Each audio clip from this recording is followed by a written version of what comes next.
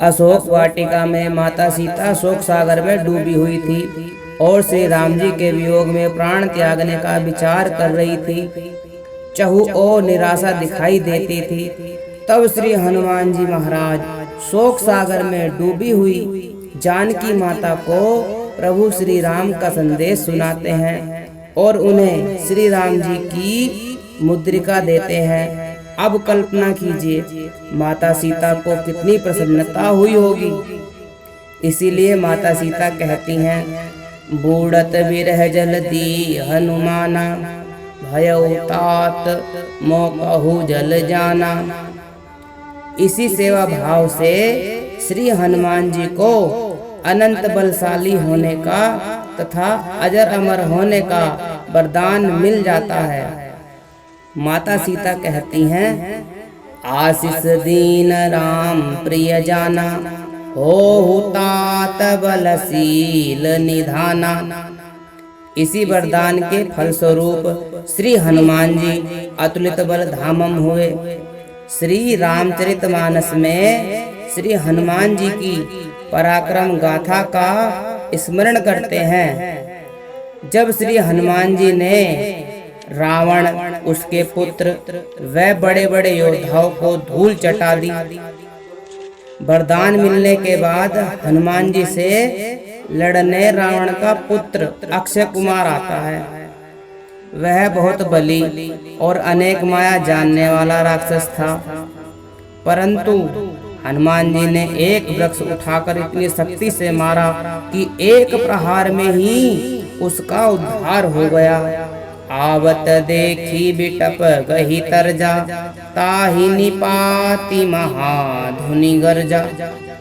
फिर श्री हनुमान जी ने ऐसा विकराल रूप बनाया जिसे सुनकर ही रोंगटे खड़े हो जाते हैं कि राक्षसों को अपने शरीर से मसल मसल कर मार दिया और उन्हें भूमि में घसीट घसीट कर धूल में मिला दिया।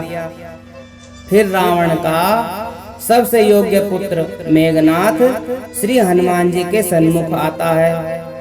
मेघनाथ इतना पराक्रमी और मायावी था, उसने समस्त देवताओं को बंदी बना लिया था तथा इंद्र को भी युद्ध में हराया था।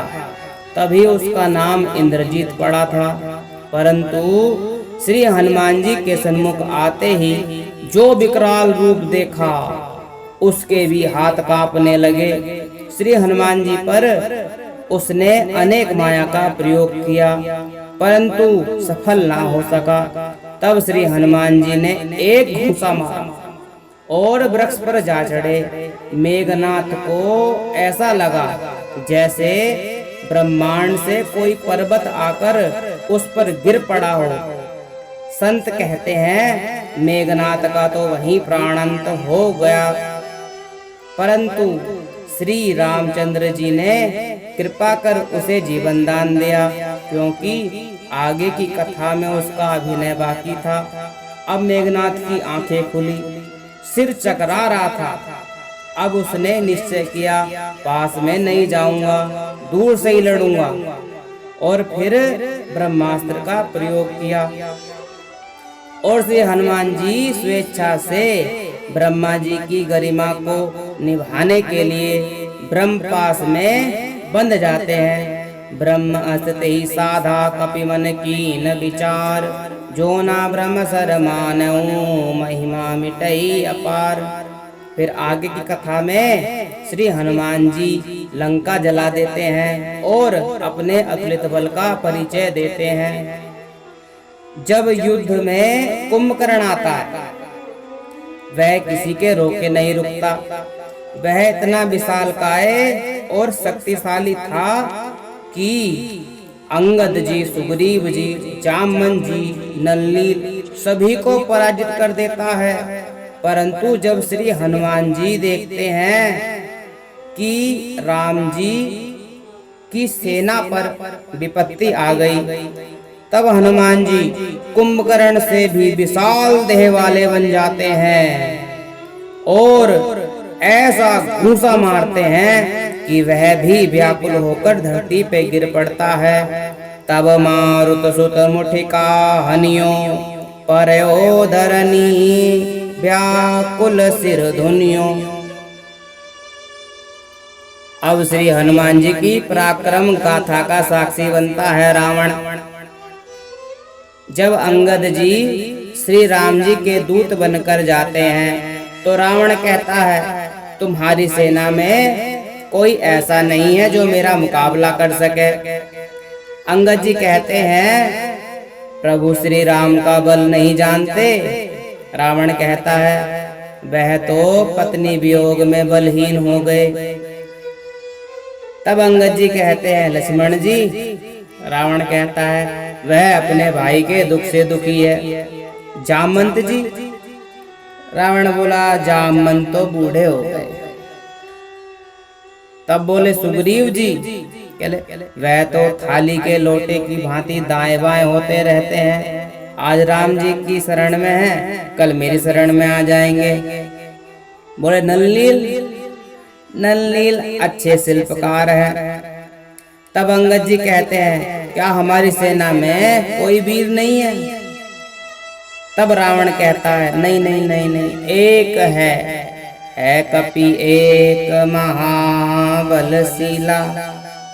एक ऐसा है जो आया था और लंका जला के चला गया था। तो रावण भी डरता है हनुमान जी से।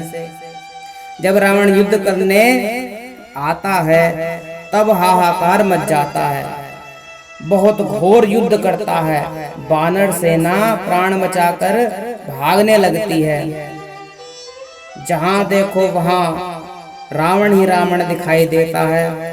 अपने इतने रूप बनाता है कि हर एक वानर के सामने एक रावण खड़ा हो जाता है। यह देखकर तब हनुमान जी एक विशाल पर्वत लाकर रावण के ऊपर पटक देते हैं तथा उसके रथ के घोड़े एवं सारथी सहित उनका संहार कर देते हैं और रावण की छाती पर जोरदार लात का प्रहार करते हैं जिससे रावण खड़ा खड़ा कांपने लगता है। रथ तुरंग सारथी निपाता हृदय माज ते ही मारे सिलाता।